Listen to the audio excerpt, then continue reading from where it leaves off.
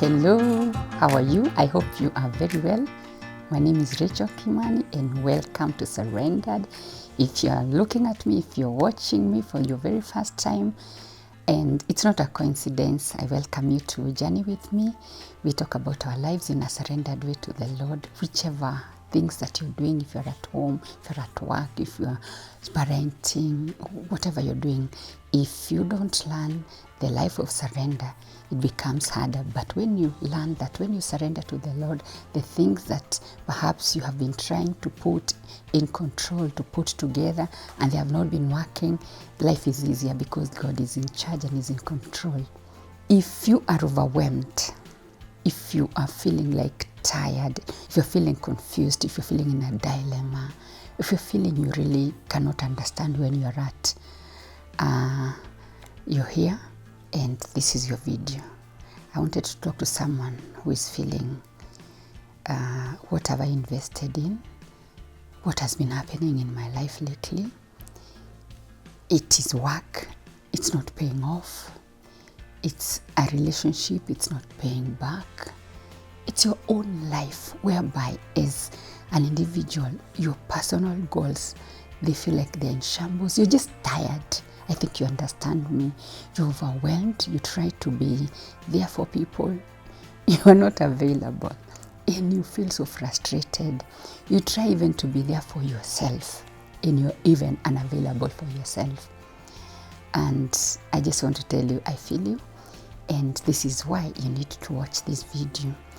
It is because I've been feeling of late sometimes overwhelmed. You try to pick this, and in the evening, you haven't done much.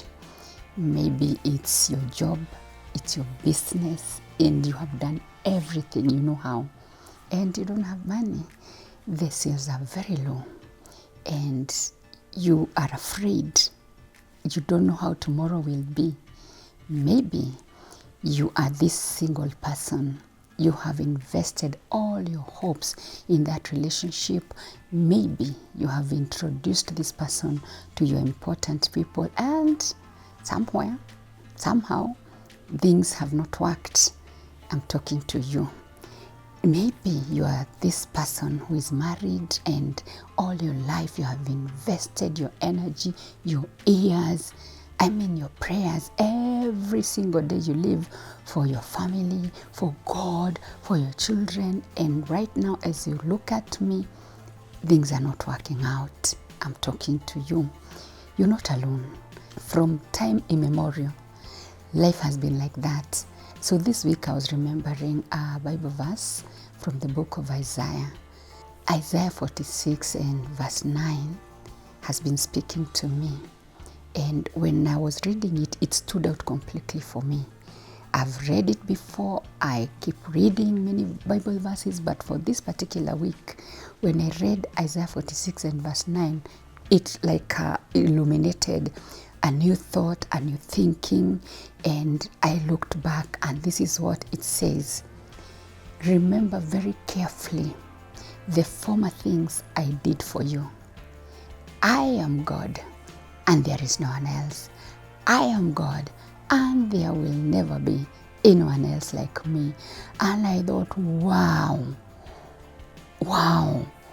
God is talking to me about remembering the past.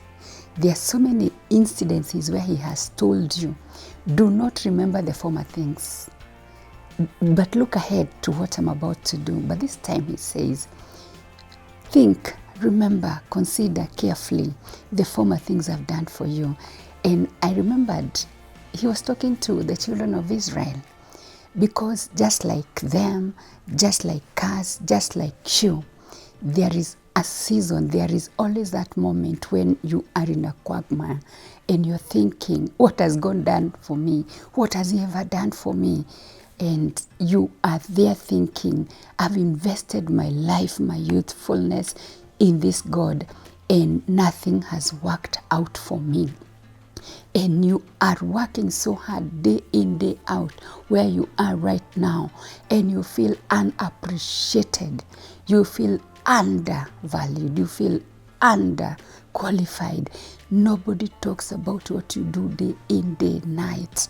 You wake up in the morning, you go to work with your colleagues, and everything seems to go their way, and you're left there hanging. I am talking to you. It is very normal. It is very possible that you could be where I have been the last few weeks, thinking, what do I need to do to make things happen? What do I need to change to make things happen? Sometimes you need to change nothing. Sometimes you just need to take that one moment and look back and see, when was I most discouraged? Of course, there are many times when possibly you have been discouraged, but to pick one and you say, at this particular time, this particular year, I was feeling so downcast, and the Lord brought me through. I was feeling so broken, and the Lord brought me through, and the Lord brought me through. I was feeling so hopeless, and there was light at the end of that dark tunnel. I was feeling disgusted. I was feeling betrayed, but the Lord came through for you. Many times, many seasons, you will feel like, what do I need to live for? Just remember one thing, one former thing that God has done for you. He told the children of Israel, they were discouraged, they were complaining, they were murmuring, they were feeling, oh, you brought us here to finish us. You brought us here because you didn't have a plan. You brought us here because you are afraid of the people who are mightily fighting us and oppressing us. Yeah, sometimes you can feel like God is saving his name, but he has a name to keep. He keeps his covenant, and it is true for every reason and for every season. Our God does not change. Even when you're going through the stuff you're going through, he's there. So he told them, you're complaining so much. I've brought you out of, the Egyptian grip. I have delivered you. And because you're facing this current moment, and it is so difficult for you, you don't feel life will ever be better again. And so God is home with you. He understands you when you're discouraged. If it is your child, are you a parent? If it is your child and you're feeling, this is not what I hoped for. Maybe your child has been growing on very well, and there's a drastic sickness, there's something chronic, there's a condition you don't understand. I don't know what you are dealing with concerning your child. It could be you had put all your hopes in your son or in your daughter, and suddenly they don't care. And maybe there was a lapse somewhere, and your child became discouraged and they went into, drugs. And now, right now, as you're looking at me, in your family, the one you have invested in, you're dealing with a child who is mentally unstable. Maybe because they went into drugs as a coping mechanism because of the pressure they have. They went into alcohol because of pressure, probably pressure from home, probably pressure from school, maybe from social life they are living. And this is not what you envisaged. And you're like the children of Israel, thinking, what has God ever done for me?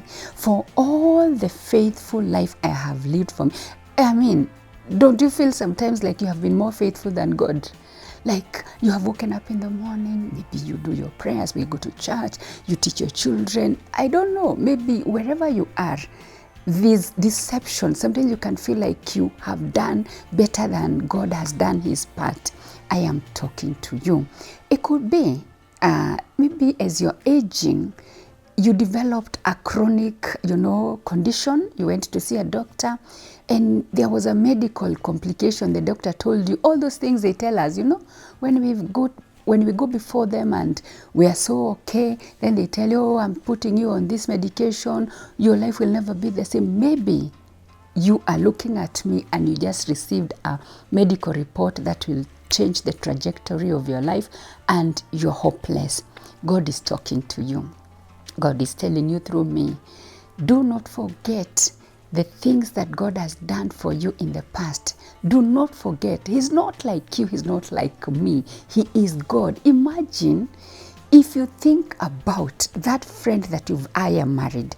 I am thinking, if one day tumekosana na my husband and I am going on a tangent, maybe getting hopeless, getting discouraged and thinking how hopeless things are here, then he has to come and remind me, Rachel, you have forgotten the good life we have had before.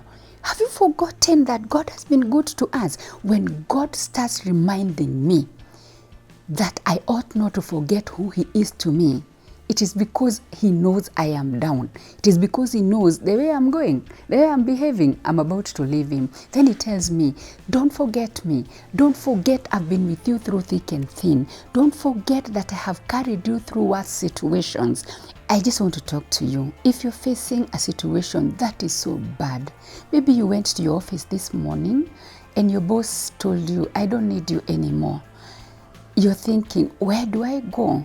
God is telling you, when you're in that particular dilemma, remember one more thing he did for you, and don't let this one determine where you're going. Yes, it's true.